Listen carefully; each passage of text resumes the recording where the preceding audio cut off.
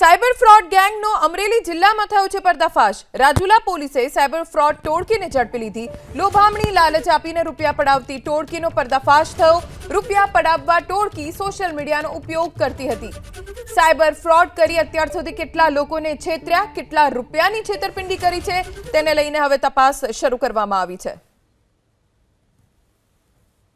Instagram અકાઉન્ટના ધારકો છે જે સાયબર સ્કેમ કરતા આવ્યા છે અલગ અલગ માણસો સાથે।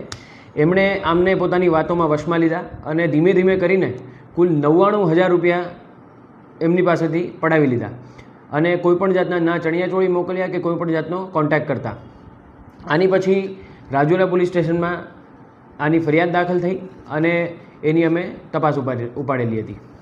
રાજુલા પોલીસ સ્ટેશને તપાસ કરી અને ટેકનિકલ અને હ્યુમન સોર્સના માધ્યમથી અલગ અલગ કડીઓ જોડી અને જયપુર ખાતેથી 2 આરોપીને પકડી પાડેલ હતા। આ 2 આરોપી જે છે એમના નામ છે સન્ની રાજુ સેન અને રવિન્દ્રસિંહ અને જોગેન્દ્રસિંહ।